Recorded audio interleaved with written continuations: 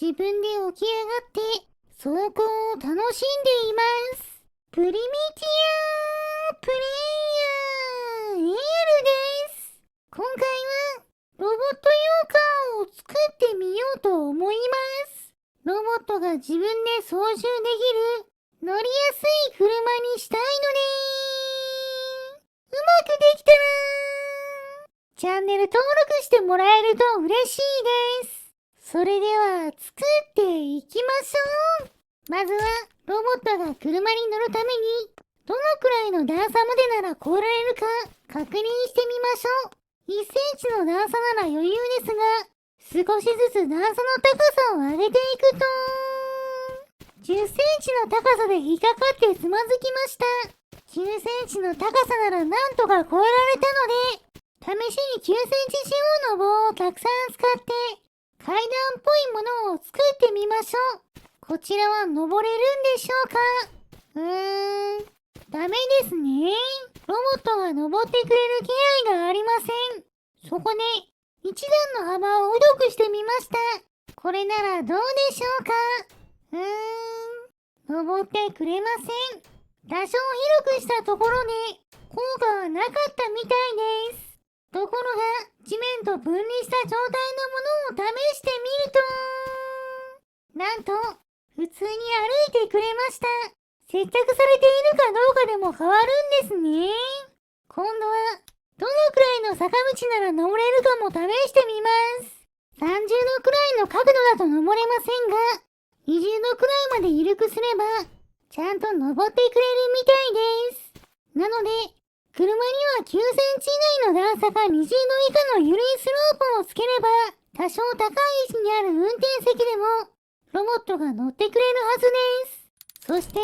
乗る車のベースは以前作った自動運転車にします。これならロボットが複雑な操作をしなくても勝手に8の字走行をしてくれるので向いているんじゃないでしょうか。早速こちらにロボットが乗り込む運転席を追加しましょう。タング線の刃を餌にゴムの板のスロープから侵入できるようにしました。ここでロボットを解き放すと、ダメですね。スロープには登らず、前からタング線の刃を掴もうとしています。運転席に入る気配はないので、前側をゴムの板で囲ってロボットから見えないようにしました。これならどうでしょうか？この状態でも変なところから餌を取っていますが、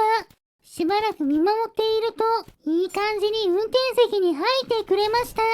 でも狭すぎるのか、倒れたり起きたりを繰り返して運転してくれそうにありません。そこでもっと運転席の周りの足場を拡大してロボットが動いている状態でも進めるようにしましょう。しかしこちらも思うようにロボットが乗ってくれずうまくいきません。どんどん足場を拡大していって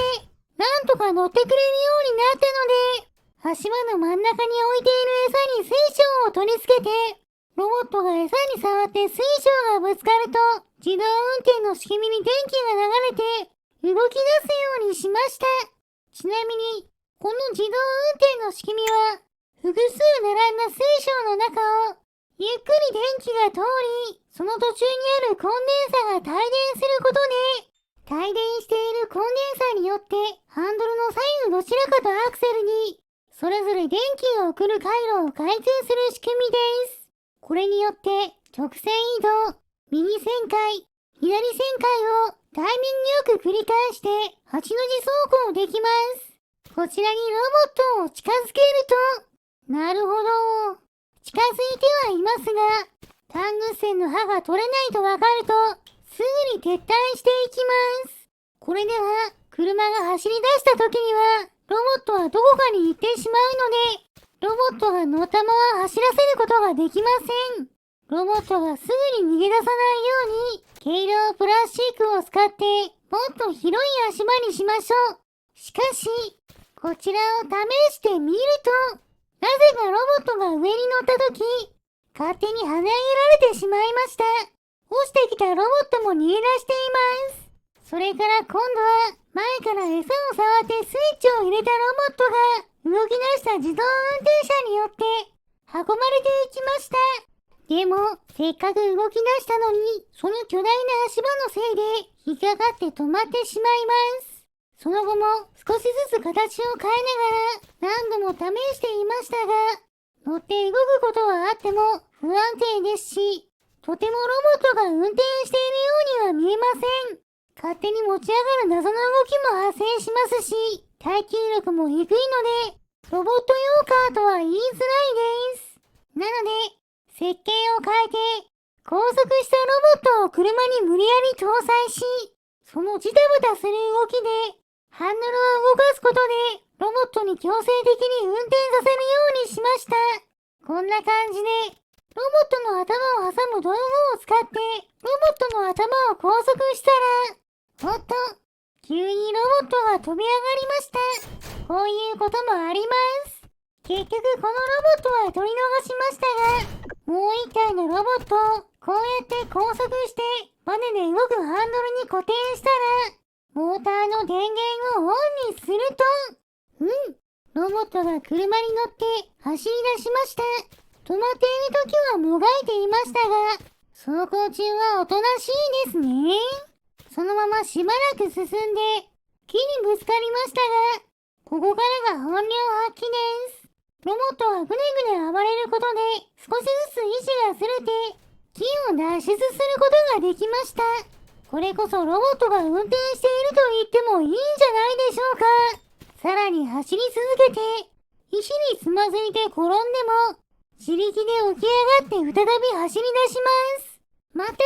前は見えていないはずですが、普段味わえない車で走るという感覚を楽しんでいるのかもしれませんね。それからまた転んでも元気に暴れて起き上がってくれました。しかし、さらにしばらく進んで木に引っかかると、悪く脱出不可能な形になって止まってしまいました。でもちゃんとロボットが運転しているように見えたので、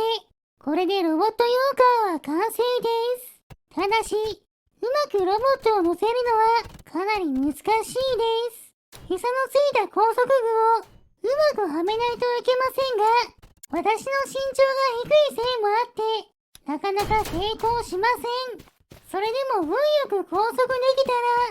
ら、ハンドルに貼り付けましょう。また乗れたのが嬉しかったのか、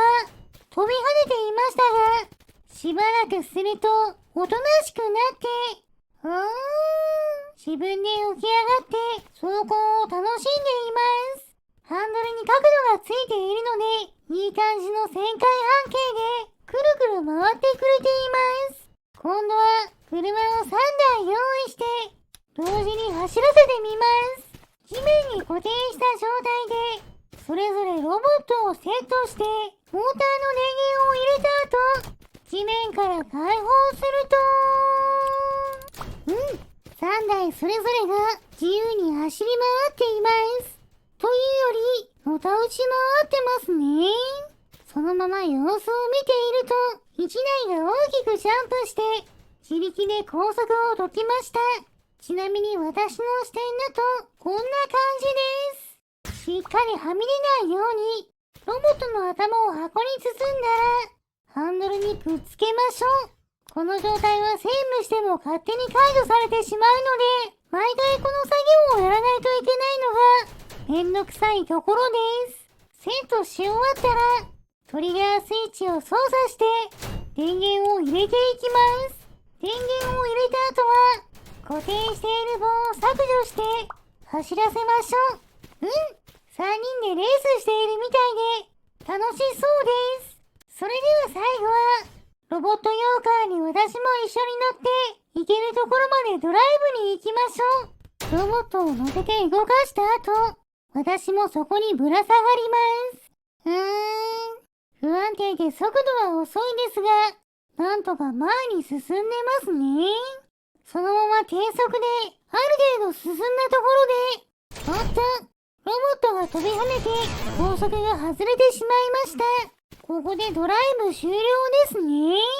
それでは、ロボットとのドライブは十分楽しめたので、スライムを捕まえてきて燃やしてしまいましょう。燃えるも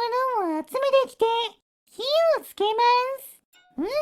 いい感じに燃えていますね。よし、スライムも美味しそうに焼けたので食べてしまいましょう。もちろん今回頑張ってくれたロボットユーカーさんにもお裾分けしてあげます。はい、どうぞ。今回の動画はここまでです。面白かったと思ったらチャンネル登録、高評価をしていただけると嬉しいです。リクエストなどコメントもお待ちしていますね。それでは皆さん、まー